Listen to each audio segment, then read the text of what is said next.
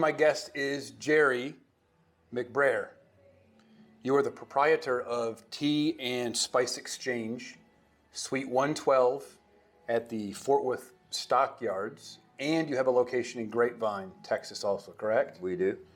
And how long have you been at this particular location in Fort Worth?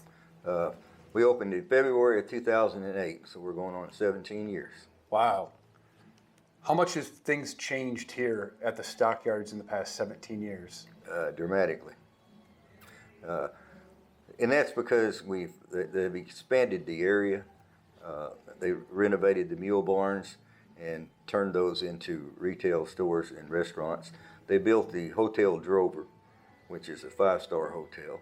And up on the mainland up there at 23rd and Main, they built Spring Hill. That's another hotel. And then a few blocks down the street, they put in a Marriott. And that has really driven a lot of traffic here. Used to, they'd get about 2.3 million people a year here, and now they're up to about 3.4. Wow, that's a lot. Yes. Now, we were talking earlier, and you were kind of telling me some of the history of the Stockyards, Mule Alley. Can you talk a little bit about the Mule Alley and just the amount of cattle that were going through here in a day? Well, Mule Alley was primarily a place where mules were sold and traded. And it was back pretty much before the tractor, because this area kind of formulated around 1895. And tractors weren't quite available. Right. So if you had a team of mules that were getting too old, or if you were somebody that raised mules and trained them in pairs, then you'd want to look for a client to sell them. And this was a marketplace to do that. So those mule barns was a place where they housed those mules, and then they had regular auctions buying and selling the mules. The stockyards here started not much longer after that. Actually, it's more like whenever ice boxes and refrigeration type things came into play, and that's when Armour and Swift's packing house formed. But they really hit their peak around 1950, and they were processing about 3,000 cows a day here, plus hogs, sheep, and goats. People actually bought and traded, sold goats here and processed them. Wow. And the packing houses shut down in the mid-60s. And one interesting phenomenon is the Swift's packing house in 1968, I believe it was that year, caught on fire. And it burnt for 3 weeks. 3 weeks? And during that time, at the peak of the fire, it's shooting flames over 1,000 feet high. And what it was the oak timbers that were in all 4 stories of those buildings was soaked with animal fat. And that was a fuel that kept the fire roaring and blazing. And the fire authority said there was no putting that out. They just had to contain it and let it burn itself out. Wow. That's a long time, and those are some pretty big flames. You could see them over 30 miles away. Wow. So, tea, spice, what are some of your more popular, say, teas that you have here? Okay. Well, we carry a variety of teas. We have black teas, we have oolongs, mates, chais, whites, greens, and herbals. And it's a very interesting thing. Cancer hates tea. And I have a book I sell here in the store written by a lady named Maria. And she was suffering from cancer at the time she researched and wrote that book. And today, Maria is cancer-free and has her own tea company up in Colorado. But she goes into all the details, and it's mainly the green teas that are the most effective about that. And that is a very interesting aspect on the green teas. Now, the difference between black teas, green teas, and white teas is they all come from the same plant. But they cut the white teas the earliest. Okay. And then they cut the green teas about midstream. And then they cut your black teas last.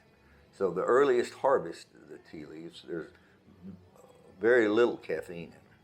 And your green teas do not have a great deal of caffeine in them.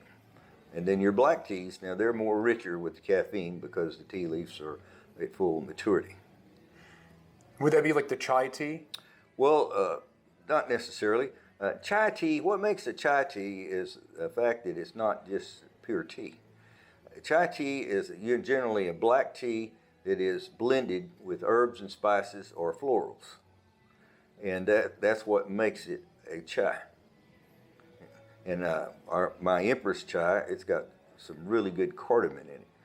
It's a very good chai tea. I'm glad you said that because that's actually what this is right here. You didn't even know that? No, I did and I not. was going to say it was really good. I'm still sipping on it now. You also have several years of aerospace experience, right? Yes. What drew you to aerospace? Well, aerospace was a growing technology. Now, if you think about this for a minute, from 1903, when the Wright brothers took the first flight, roughly 67, 68 years later, we landed on the moon. Now, what a major step forward that Right. is. Well, now, based on that potential of growth, can you imagine what it's going to do in another 60 plus years? I can't even imagine. But it will be exponential. Oh, yeah. Something that we can't even imagine, I'm sure. Right. And with each generation of aircraft, it's more challenging because there's more constraints put on it. Right. Think about a World War II aircraft. I mean, they were cranking them things out about every 30 days. That isn't going to happen in this day and age. Oh, And no. it's not because the effort's not being put into it and the team power. It's because the aircraft itself has become more complex and more advanced. Right. Yeah. So it it's definitely always has. it's always an engineering challenge. Right. Even in the assembly, the more components you have, the more stuff to keep up with. How are you going to put this together? How are you going to get it out of a fixture? How's this going to happen? And if you don't put the forethought into that, then when you get down to the build state, you have lots of problems. Right. Now, I love to hear stories. I'm Okay. sure you have a lot of stories. What's one or two of your favorite memories that you have? And if you want to do more, you can do more, but memories in aerospace. Memories in aerospace. Now that is going to be a real challenge. But I'll tell you what, when I was working on the B-2 stealth bomber, we had to roll, that was a classified program. And there was a lot of hands going to touch stuff that were not cleared people. So that means that section of the aircraft had to be rolled out of its matrix that it was actually into a foreign matrix to where you couldn't make sense out of it. And in the process of that, there was a lot of mistakes made. So when it got up to Palmdale, some of those sections that came in were a quarter of an inch out of contour in places. And that was funny to see those interfaces coming together and everybody standing back scratching their head trying to figure out how they're going to fix that and how it happened. So you said they moved it to Palmdale, so it was being... Final assembly was in Palmdale, California. And were you working on it elsewhere? Yes, I worked for it in Pico Rivera and also worked for it up in Seattle with Boeing. Okay. So it was in multiple places. Oh, that aircraft was everywhere. Some of it was down here at a company called LTV. Parts of it was down in San Diego, Teledyne Ryan. I mean, it was a massive program. So they did that because they didn't have enough personnel at Northrop at the time to deal with that. Yeah, I was wondering why it would be in multiple locations. I didn't know if it was kind of like a magic trick where they can only let so many people know certain parts of it and they don't want it to be all in one place, or if it was a resources thing where More of a they didn't have resource. enough people at the time. Right, because it was such a giant undertaking. And the technology to build that was being developed. A lot of the materials was being developed. It was a composite skinned aircraft. Right. And was that one of the first composite skinned aircraft? In that type of plane, yes. Okay. Now, was it the B-2 that would leak fuel? Yeah, the B-2 bomber did. It had like 411 leaks on the first flight. Wow. But now once you get airborne and you get it up to its speed, it seals up. Right. I mean, for a pilot, I'm sure that would be kind of nerve-wracking Right. to think that I'm leaking fuel before I take off, and then once I get up to flight altitude, then it's going to kind of seal it up and all. And that SR-71 was like that also. That's right. Yes. Had them titanium skins on it, pieces, and at temperature the joints were separated. At temperature they were closed because of the heat due to the speed of the aircraft. So while it was like that, it would leak fuel. So they didn't put fuel in it until they got ready to fly.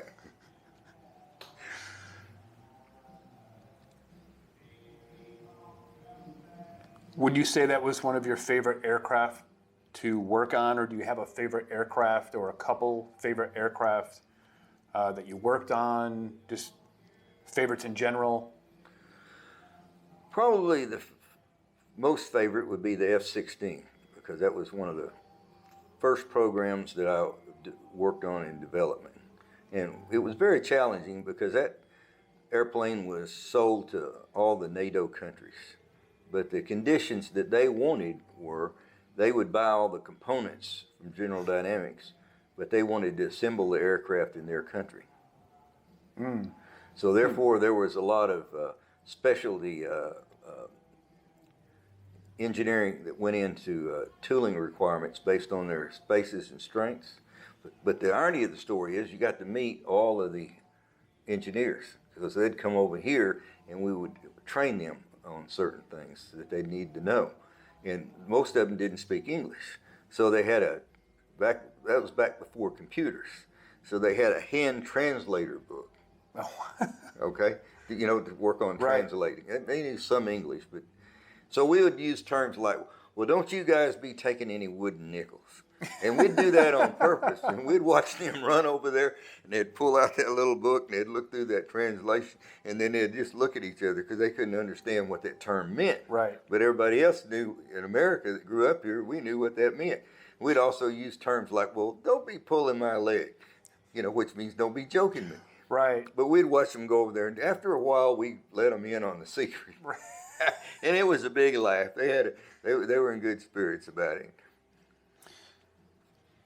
I recently, I think it was actually just today, speaking of the F-16, I'm not sure if it was an F-16 pilot, but he was talking about F-16 comparing it to F-35, and he said the F-16 would outmaneuver in a dogfight with an F-35, but if an F-16 can't see the F-35 would win every time because it would get a shot on it before it would even, Exactly. the F-16 would see it. But Yes. as far as maneuverability, they said the F-16 would outmaneuver it, which I would. thought was interesting. So it's kind of interesting to see like the old technology, the new technology, what one is actually like more of a benefit, right? But if you can be a good distance from that aircraft and see it before they can see you, then that's kind of the advantage. Gives you the advantage. Right. Absolutely does. Now, kind of staying on the same topic of aerospace, I'm sure you did a lot of traveling in your time in aerospace. Do you have a favorite location or place that you visited, or maybe a story about that? Well, St. Augustine. Now that is a very interesting city. It is the oldest city in the United States. And Ponce de Leon arrived there. And that's where the Fountain of Youth is at. And because it being the oldest city by a seashore, and you can still drive on the beach up there in your vehicles. And it's just a really rich place in history. And one of the funniest things I ever did there is I went to this tavern called Trade Winds. It's the oldest tavern in Savannah. And I had me a Yangling brisket. And that was the oldest city and the oldest bar drinking the oldest brewed beer in America. Quite an accomplishment. Now, you said that was in St. Augustine, Florida, right? Mm-hmm. Yep. And I was working there for Northrop Grumman, and we were doing an advanced version of the Hawkeye. We were going to a E2C, I believe it was. We were changing out most of the fuselage because they were increasing the electronics in the gross vehicle weight. So we had to strengthen the fuselage, and so from the flight deck to the tail section, all that fuselage was new to support the new payload. It's kind of like a retrofit of that aircraft. Yep. Can you tell us about any, I mean, there's so many teas and spices here. Like when I first walked in the door, it's like, I think there's a sign on the door that says free smells. Yes. And it absolutely is free smells because you get all these aromas as soon as you walk in here. Absolutely. Any specialties, favorites, say, when it comes to spices? Because I'm looking around and I see spices, herbs, and I see them for certain things like maybe pork or beef. Are there favorites or specialty ones that you would recommend? Oh, absolutely. Now, on this wall behind us, there's about 80 custom dry rubs on that wall for just about every kind of food you can imagine. And that covers a lot of taste profiles. And taste is like eyesight. It's unique to each person. Not everybody tastes everything the same way. That's why not everybody likes the same things. Right.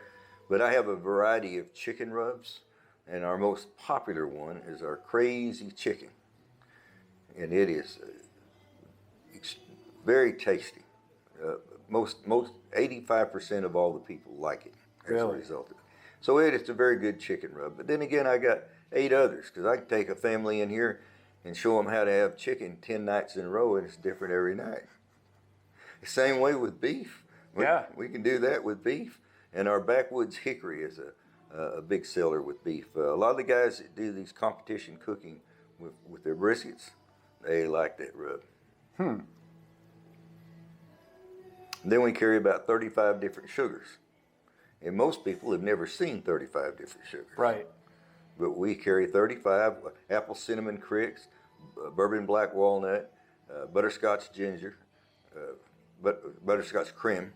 Then I have a ginger sugar, I have a lemon sugar, I have a hibiscus sugar, I have a rose sugar, I have a wild blueberry sugar, I have a strawberry sugar, I have a red raspberry sugar, and I could go on.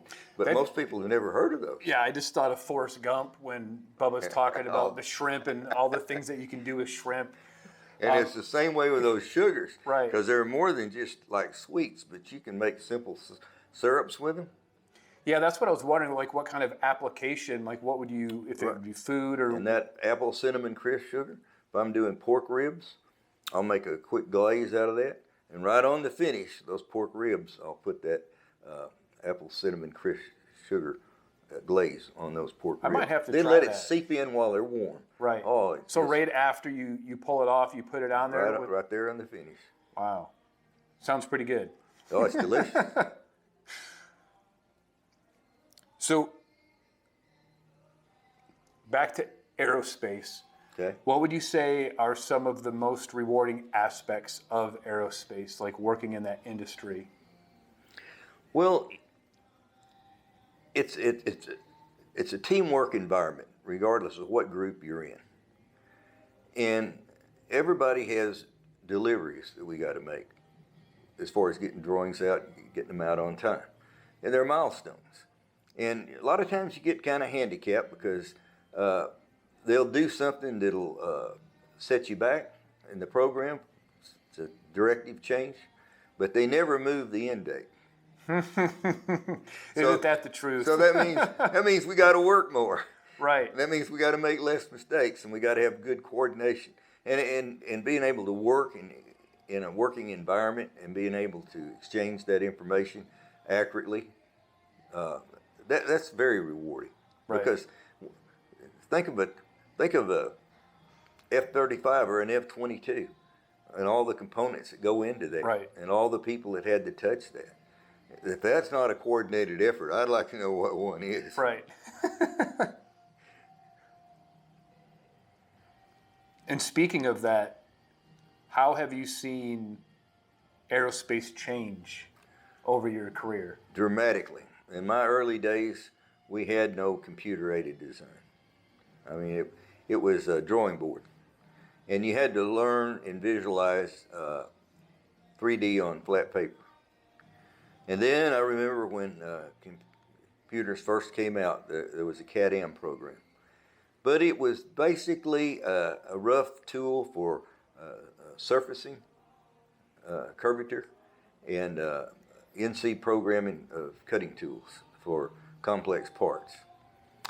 But and that was in the very early 80s. And CAD-M was one of the first ones, Unigraphics was one, but they were very crude.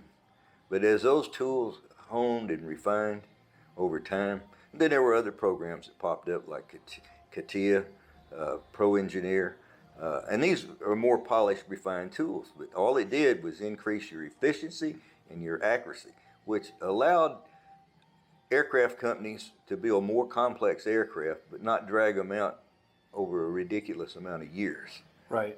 Because if you think about a contract, when they finally define what they want, you go into design, you're going to be 2 to 5 years usually before you start building your first prototype. Yeah. I mean, I can imagine, like you said, the old drafting where it's, you know, just a flat piece of paper, have to imagine that in a 3D model. But today, like with CATIA, for example, you can turn that around and, I mean, you can see exactly what it is. And what you had to do on that drafting board is you had to, a lot of times, do descriptive geometry. Right. You know, and develop. And I can only imagine making changes. Right. Right. It's not a quick change. And imagine average engineer today wouldn't know how to do descriptive geometry. Right. But because it's a skill that died with. And I would say almost like a lost art. Right. Right? Because, I mean, I don't even know what to do. Same way with actually the build of the aircraft. You know, most people have no idea how they built aircraft before computer-aided design came in. But let's just imagine a fuselage. And how would you control all of the manufacturing tools, and how would you design them that are lofted contours and stuff without a working model? Right. You couldn't. So back in those days, to get a working model, they had a base bed they'd build and put down and put leveling lugs on it. And then they would photo shoot templates of the lofted contour, cut and file those in position. And then they'd go out there and they'd level the bed and they would optically shoot in all those templates in position. And then they would take in about 2 inches from the outside circumference, there would be 3/8 holes drilled in there, put all thread through there, and then they'd fan all those together. Then they'd wrap wire between the templates, chicken type mesh wire, and then they'd fill it with plaster and sweep it in. And then that was a skill within itself, because you had to have a spring steel template that was very flat, and you had to know how to hold the sweep in your hand, because you're going to ride on those templates. And you can't, if you get in between the templates, you'll push the sweep down and it'll put a dip in it. Right. And if you get it the other way, it'll put a rise in it. And then when you got ready to sell that off to an inspector, our engineering requirements were you put a straight edge on it, and if you had more than a 5,000th variation, you had to chip it out and redo it. Then take around the doorway, they would go in there on those plaster models once they got them built, and they put all the hole patterns in. They would optically shoot with the jigs and transits. That was way before theodolites, and they'd put all the crosshairs for the rivet holes. And then they had a special tool that had a vacuum seal to it with drill bushings, so they could put a bomb sight in there where they could see that scratch mark. And when they got it positioned over the hole, they would take a vacuum and pull a vacuum and suck it down, and then they would drill that hole and put it, so they could prepare it to put a bushing in it. And once they got all the bushings in there in place, any tools now that needed to be referenced to that door would be made off that pattern right there. It's a lot of work. Right, but today, see, they don't have to do all that. Mm-hmm. So today, with computer-aided design, you just go right to the NC machine, boop, boop, boop, and you're done. Right. Once again, it's a lost art, right? Because it would take a lot of experience and know-how to do that, versus today, I mean, computer-aided design and CNC machine, like you said. It's kind of like it's doing all the work for you. But I got to see it go from that to what it is today. Right. Now that was an adventurous ride. Right. And I think we talked earlier, you were saying, from, say, the Wright brothers to landing on the moon, now from engineering, present day, today, 60 years, 70 years from now, can't even imagine the amount of change in technology and where we'll even be then. Right. Because we don't know how AI is going to fit into this yet. Right. Yeah. I mean, that's kind of all the buzz right now with AI, and it's going to take over everybody's job. Oh, it's not going to do that. You know what the irony of that story is? What's that? I've seen this revolution go on before. Now, they said the same thing whenever they came in with automation. It's going to put people out of work because it's automating the factories. It didn't create, it created jobs. Right. Different kinds of jobs. Right. Yeah, I mean, that's a very good point. I mean, we could probably think about the printing press, right? People might have thought that's going to take jobs away. But it created lots of jobs. Right. The telephone, cars. Right. I mean, cars are going to, Well, they look at the advancement in the technology on cars. Right. They've gone through the roof. Yeah. Yeah, it's just, like you said, it's going to create other jobs. There's always going to be other jobs. A need for humans to do something. Absolutely. Right? Computers can only do exactly what you tell them to. Exactly. And that's kind of my take on it when I think about AI. Like AI, in my opinion, it's only going to do what we're telling it to do, or it can only collect the information from a group of people to say, this is what I think you should do. Right. Right? Right. And somebody has to write the logarithms to get it to do that. Right. So it's just a futuristic advancement, but it's just going to fit in all our lives, like a computer. Sure. And you'll hear ridiculous statements. I'll give you a ridiculous statement. Okay. I heard Bill Gates say this when he came out with the Commodore 164. He said, "I think 128K is all that the average family's going to need." He sounds about like the guy that did in 1899 at the United States Patent Office. He said, "I think everything's been invented that can be invented." You see, now that's people that can't see the forest for the trees. Right. Now, see, I see it because I see how all this is going to fit together. And what's going to drive that is affordability and advancement. It's either going to work for you financially or it's not. Right. Yeah, because I mean, when we had 56K modems, people would think like, you're not going to go to fiber, right? For me, even me thinking about watching TV on my phone 30 years ago, I thought that would be so far in the future, but here we are, where you can watch Netflix or anything on your phone at any given time, and I would have never thought that possible. It's a computer in your phone. Right.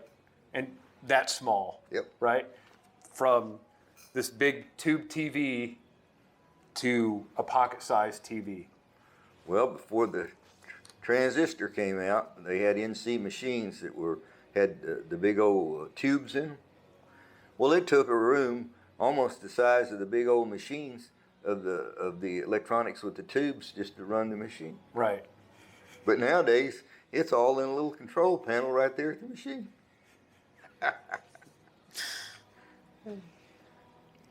So it's phenomenal to get to see all those changes. Right. And you get to see it through the experience of living. That's right. Yeah, that's part of the journey. That is the journey. Which we kind of hit on this earlier, but I wanted to ask, what is your advice for people, you being a business owner yourself, what would be the advice that you would give to somebody that wants to start a business or run a business? Well, it needs to be your passion to begin with. If you don't have a passion for it, then you'll hate it. And that's because you being the owner, the buck stops with you. So when things aren't running smooth, you're married to it until you get it running smooth. Right. There's nobody to back you up or to bail you out, right? No, sir. and then again, but it comes with lots of rewards, lots of benefits. I employ, I think, 5 people this store.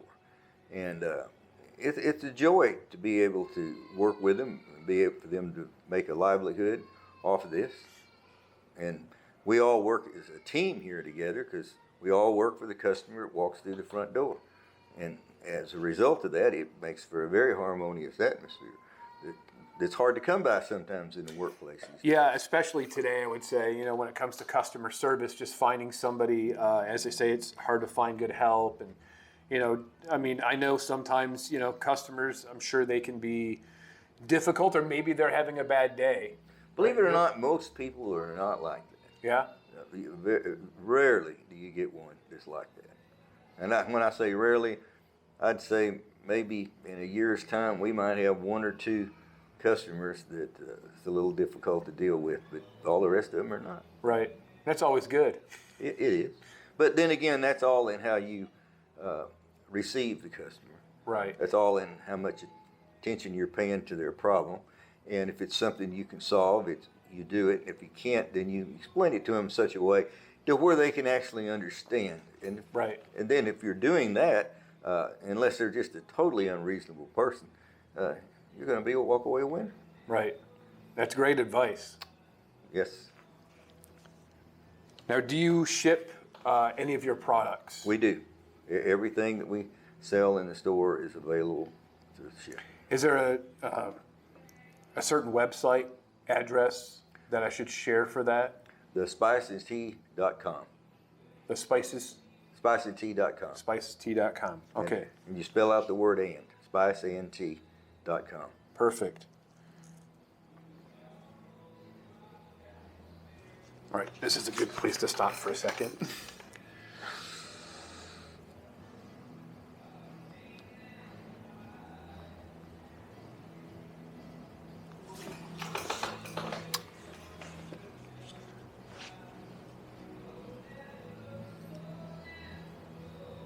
I think we covered pretty much everything I have written here. Is there anything else that you would like to cover or talk about that you can think of?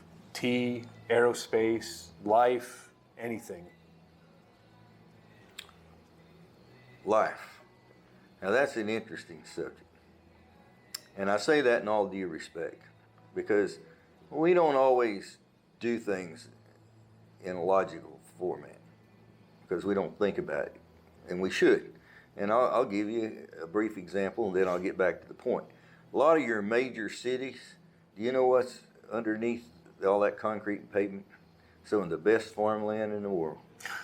And it's all covered, and that's because of a lack of planning. Now, I'll make a quick example of it. You take the city of Fort Worth. It grew up, it started here out of cattle and farming and ranching industries. And that's all there was farms and ranches and stuff. And then they brought in stores to help support that. Right. The structure. And then that started growing. And then as it grew, it moved out right on top of the farmland and bought it up. And that's how that happened. Now, that's the same way with life. Now, you go through seasons of life. You know, you go through a stage of being an infant. You go through a stage of being a toddler. You go right on up the steps till you hit adolescence. And one of the things that pops out to your mind is when you hit adolescence, if you don't really have good coaches, people coaches, to keep you steered the right direction, you can get off on the right track, and it takes a long time to get back on the right track. Right. A lot of kids do that. But if you can manage to get through that, you get through your education, and you start getting out in life and start looking for a partner, then you really need to think about that. Because a lot of people have trouble with relationships. And a lot of times people meet and get involved under the wrong beginning. And if it's born out of a romantic relationship, you're always looking at that person in that light for a while. So there's a lot of things about you you're not going to let them see because you don't want it to destroy that image. Right. And the only problem, and what caused that is you didn't born the relationship out of the fact that you're best friends. Now, see, if you got a best friend, you can tell them just about anything. Well, now, if you can have that kind of a relationship, and building on that as best friends, then there's nothing that can go on between the two. And then you can actually say, we're joined together, we're a good team. And we're not pulling against each other. And then we're not going to fatigue this marriage, and we're going to make good decisions. And so that got to get started off on the right foot. Right. And most of the time people don't, because they don't look at it that way. And I can only view that from the experience of living. Do you think that that's just because they're young? It and they're is, thinking but they don't differently? have the right mentors. They don't. The mentor would be the one. Well, for example, you can go back in time. People used to go through a courtship. Mm-hmm. Okay, and you didn't court them unless a parent was there. If you went out somewhere, they went with you. And that was because that was mentoring. Now, some of it might be a little bit extreme. I'm not going to say it wasn't, but you can't just go out here footloose with no experience and expect to go out and say, well, I'm going to pick a soulmate. Well, what do you want in that soulmate? Right. If you don't like that person 100% the way they are, then they're not going to change. Don't think you're going to marry somebody and change them, because Right. you're not. Right. Okay, but so this is what I'm getting at. And only life's experiences and the proper coaching can avoid people from getting caught up in those traps. And if you can get through your 20s that way, you're on a good platform to move forward. If you don't get through them, you're not on a good platform. You're going to have a rough time moving forward.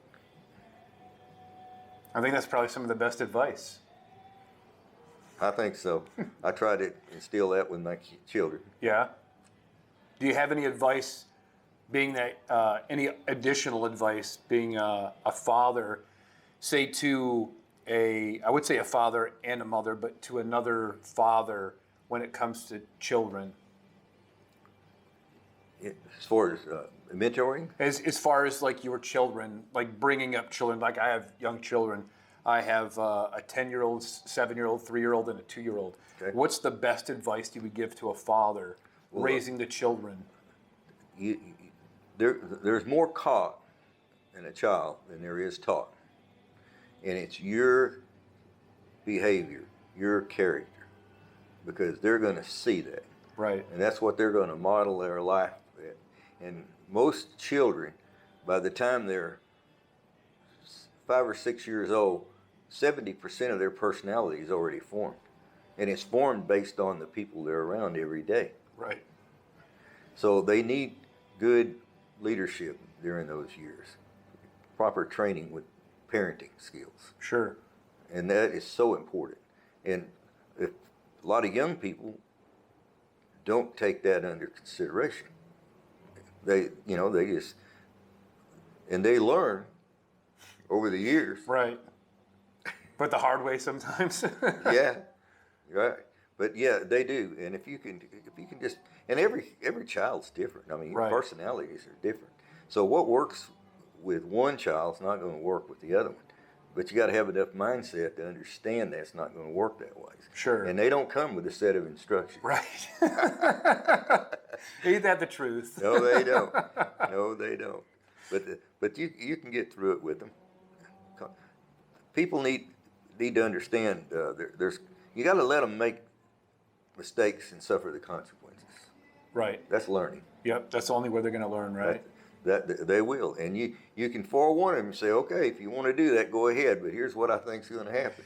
Yeah, and I think some parents are afraid of letting them make mistakes, or they're afraid of them making the really big mistakes, so they want to protect them from that. You can't. So right, they're going to do what they're going to do. They're going to do what they're going to do. And sometimes I think if you push too hard, being a kid, they're going to push back, or they're going to do the opposite. You'll alienate them. Right. And when you've done that, then you've lost your influence with them. Right. So you got to know where that pressure point's at. And each kid is different. That's right. But any parent should have enough sense of the situation. They should realize they know when they're doing that, getting there. Right. And when they do, they just need to relax and say, look, this isn't going to work this way. I need to think about this. Take another approach. Right. Jerry, thank you so much for your time. Thank you for coming down here, having me do this after hours. I really appreciate it. It's my For pleasure. the advice, tea, spices, and life advice. Thank you so much. You're welcome.